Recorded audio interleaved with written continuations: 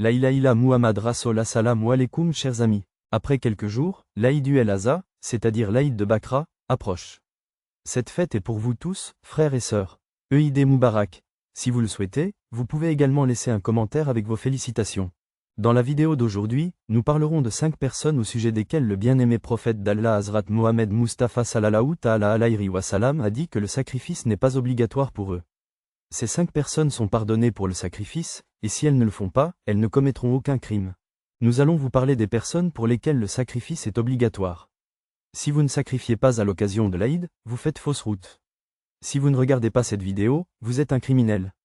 C'est aussi simple que cela. La vidéo vous indiquera la bonne façon de sacrifier. Si vous voulez sacrifier, vous devez regarder cette vidéo. Si vous voulez connaître la bonne façon de se sacrifier, regardez cette vidéo.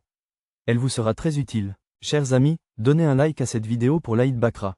Les fêtes tombent le 10 du mois islamique de Zilhijja. L'Eid el-Fitr est célébré les 11 et 12. Il s'agit de la deuxième plus grande institution religieuse de l'islam après la fête connue sous le nom de Sunna Ibrahimi ou Eid.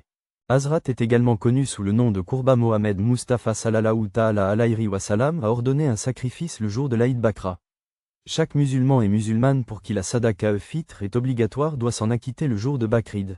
Le sacrifice est nécessaire et si les gens ne font pas de sacrifice, c'est-à-dire Hazrat est également connu sous le nom de Qurba Mohammed Mustafa sallallahu ta'ala alayhi wa sallam. Il a ordonné le sacrifice le jour de l'Aïd Bakra. Chaque musulman et musulmane doit le faire si la Sadaqa el-Fitr est obligatoire. Cela signifie que le jour de Bakrid, le sacrifice est nécessaire. Les personnes qui sont obligées de faire un sacrifice doivent le faire.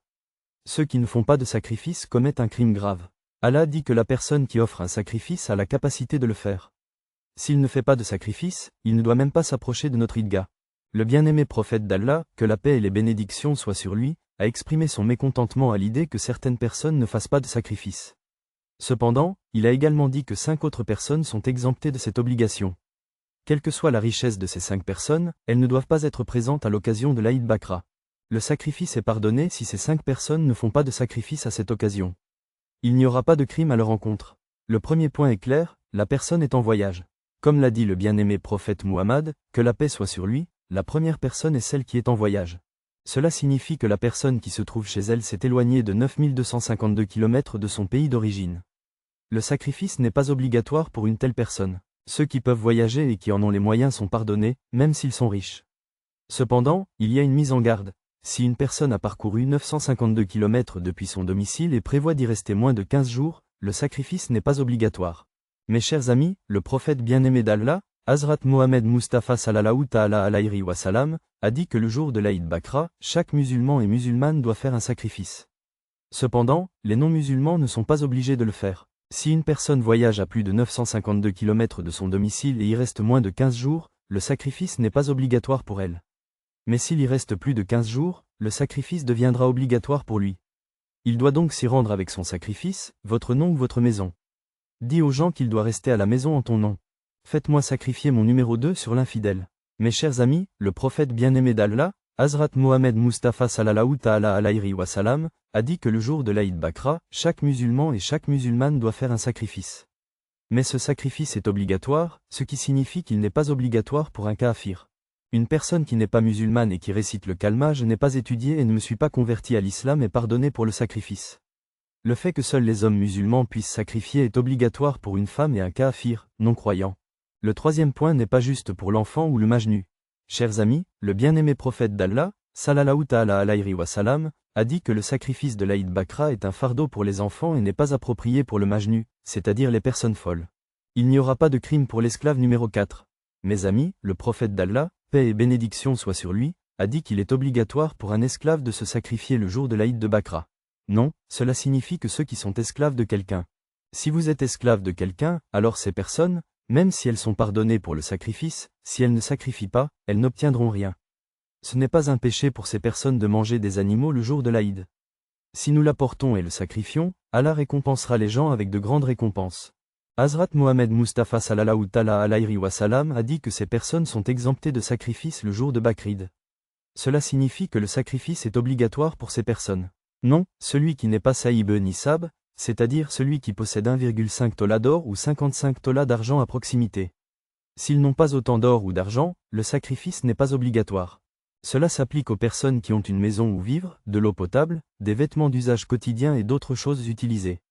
En outre, 55 tolas d'or et 1,5 tolas d'or et 1,5 tolas d'argent. S'il n'a pas l'argent pour payer le prix, les gens sont pardonnés pour le sacrifice, les amis. Le sacrifice n'est obligatoire que pour la personne qui est Saïb Nissab et qui reçoit une chèvre chaque année. Le sacrifice d'un animal halal à l'occasion de l'Aïd est nécessaire pour ces personnes.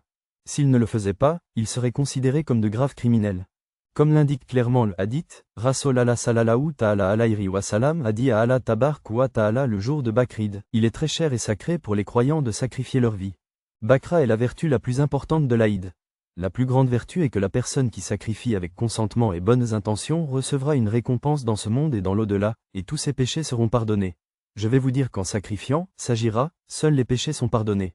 Le sacrifice en ce jour est apprécié par Allah, et la récompense du sacrifice est que l'animal sera halal avant que le sang ne tombe sur le sol. Il est certain que tous les péchés sont pardonnés. Rasul Allah sallallahu ta'ala alayhi wa salam a dit qu'Allah, dans sa voie et pour son plaisir, bénira les gens qui se sacrifient. Pour chaque poil de l'animal, l'Aïd al-Adha est célébré au cours du mois sacré de Zilhijja. Ce mois est consacré à l'adoration d'Allah. Il est plus cher que les autres mois et le jour de Bakrid est proche. Le sacrifice est effectué le 17 du mois. Ce jour est dédié à Allah. Il est plus afzal et un favori. Chers amis, l'Aïd al-Adha a lieu au cours du mois sacré de Zilhijja. Ce mois est dédié à l'adoration d'Allah. Il est plus cher que le mois de Bakrid, qui arrive le 17 du mois. Ce jour-là, des sacrifices sont effectués et ce jour est dédié à Allah. Vous connaissez maintenant la méthode d'abattage et le problème des animaux. La personne qui procède à l'abattage fait face à la Kaaba. La taille de l'animal et les pieds sont tournés vers la personne qui l'abat. La tête est orientée vers la main opposée, et la queue doit être du côté droit. La personne qui tient le couteau est droitière et sa jambe droite est posée sur l'épaule près du cou de l'animal. Placez vos pieds sur les épaules d'un animal particulièrement grand. La sunna veut que les pieds soient placés au-dessus du cou. Vous verrez un os dépassé de l'articulation. Exercez une pression en plaçant un couteau sous l'articulation. Marchez avec moi et vous verrez ce que je veux dire. Bismillah est Allah. Dites Akbar et sacrifiez uniquement avec Bismillah. Il est raisonnable de dire que cela signifie qu'il est nécessaire de tuer l'animal rien qu'en disant cela. Aziba, il est nécessaire de couper les 4 veines du cou. C'est là que se trouve la veine qui sert à manger et à boire. Pour abattre correctement un animal, il faut couper 3 des 4 veines du cou.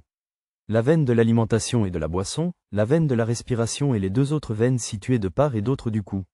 Il est essentiel de couper ces veines complètement, ou au moins les 2 tiers des 4 veines.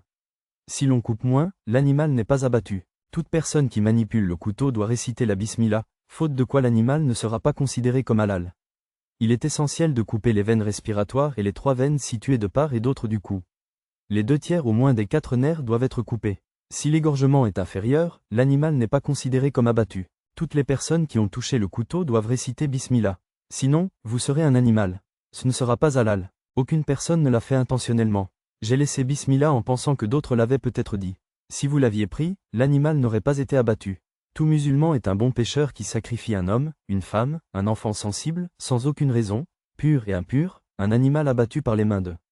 Il est halal et apte au sacrifice. Celui qui oublie de dire Bismillah n'est pas halal. L'animal égorgé n'est pas halal. La personne qui égorge à la main est un kafir. Mura signifie quelqu'un qui ne suit aucun principe fondamental de la religion. Ils n'acceptent pas les choses importantes ou suivent leurs propres pensées. Ils ne suivent aucune parole prononcée ou écrite. En raison d'une certaine insolence, la charia les considère comme des kafirs. Hors de l'islam est une personne folle qui a perdu tous ses sens et la méthode d'abattage d'un enfant ignorant. N'oubliez pas que l'animal abattu n'est pas halal, mais qu'il est haram et mort, même s'il est bismillah. N'accomplissez la jiba qu'après avoir lu et qui que ce soit, non, mais il l'a fait intentionnellement ou avec cela à l'esprit.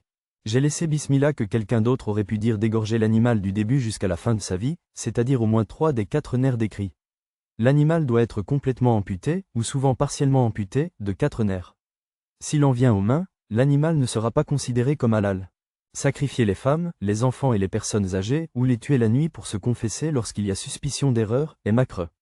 Ce n'est pas un péché de ne pas le faire. Mieux, mais l'animal est halal et le sacrifice est également correct. Lorsqu'il n'y a pas de soupçon d'erreur ou qu'il peut y avoir un besoin ou une contrainte qui égare la personne, cela signifie qu'elle peut être égarée, mais que son égarement n'a pas atteint le niveau de la mécréance sans aucun besoin. Ce n'est pas mieux, l'abattage de l'animal est halal, et le sacrifice est également halal. S'il n'y a pas de soupçon d'erreur, de besoin ou de contrainte, ce n'est pas un péché de ne pas le faire. Vous n'avez pas atteint le niveau de l'incrédulité sans aucune nécessité. Il n'est pas préférable de l'égorger que d'égorger un animal. Le halal et le kurbani seront corrigés. Nous avons pris toutes les questions dans différents livres. Mes propos sont destinés à vous faciliter la tâche et à vous être utiles. Si vous l'avez présenté dans un certain style, vous pouvez trouver des références au livre dans la description. Vous les trouverez là. Chers amis, nous espérons que vous apprécierez cette vidéo. N'hésitez pas à la partager avec tous les musulmans avant l'Aïd al-Adha. Si vous en avez la responsabilité, regardez cette vidéo et partagez-la. Nous attendons vos commentaires pour notre prochaine vidéo. Assalamu alaikum.